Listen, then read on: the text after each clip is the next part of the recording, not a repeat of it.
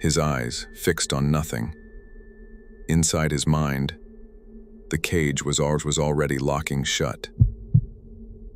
The ice didn't just surround them, it began to speak. A metallic scream that never, ever stopped.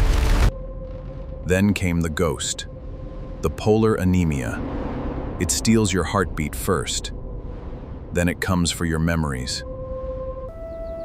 This was dinner, a slab of rotting, oily penguin meat.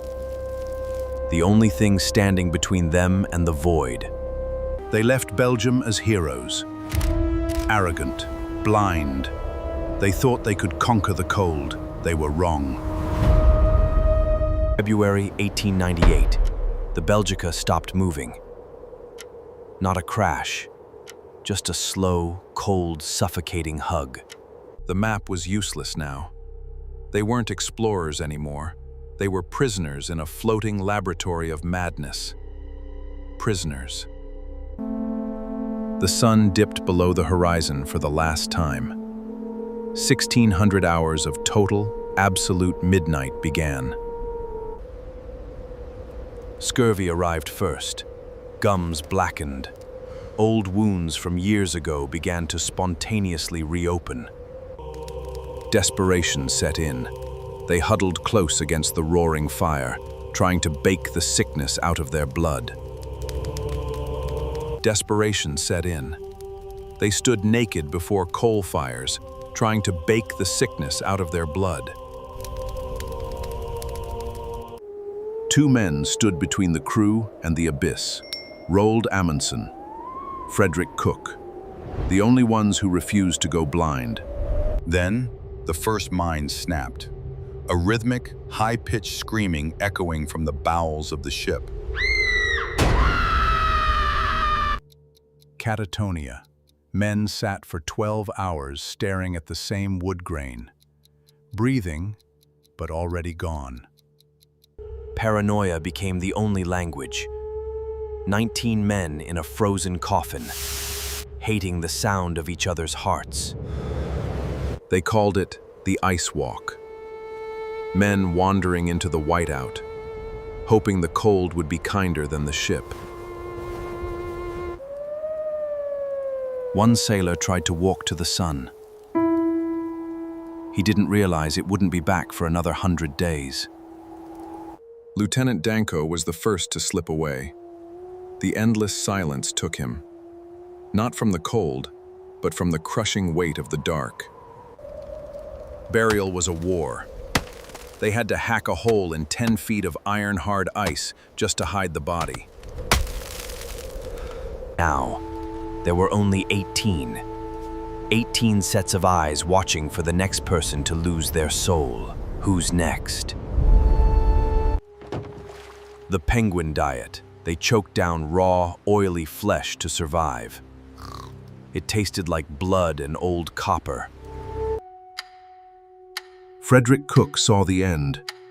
He knew if they didn't move now, the Belgica would become their permanent tomb. The canal. 1 mile of solid, 10-foot-thick ice. They had to cut through it using nothing but hand saws. They worked for 20 hours. Then, in just 2, the ocean would freeze it shut.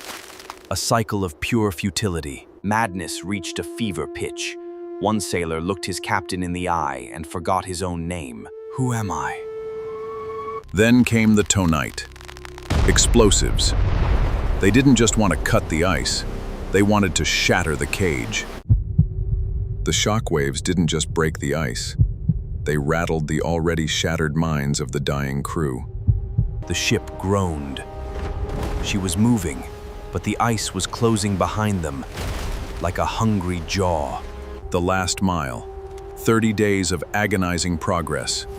Every inch was bought with blood and frozen sweat. The first glimpse of the sun wasn't a relief. It was a blinding, physical pain to their midnight eyes. The sun hurt. They returned to civilization, and a silence that would never break. Survival was a lie. One crewman never truly came home. He spent his final years in an asylum, screaming at the walls. They called it the Antarctic silence, a pact to never speak of what they saw in the dark. The Belgica is still out there, resting in the graveyard of the North Sea, holding her secrets beneath the waves.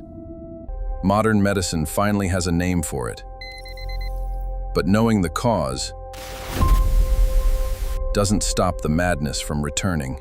NASA studies them now. Houston, do you read? A warning for the first humans sent to Mars. Isolation is the ultimate predator. The ice doesn't just freeze your blood. It waits. It watches. It freezes your very soul. You think you're safe in the light, but the dark remembers. And the ice never forgets. Never forgets. Could you survive 1,600 hours of total midnight? Or would the madness find you first?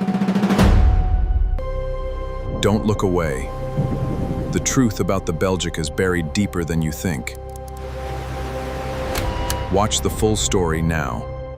The madness of the Belgica. A lesson in human terror. Subscribe if you dare to face the dark. What would you do to stay sane? Leave a comment below. We're watching. The storm has arrived. Silent Tales UK. See you in the next mystery, if you make it out.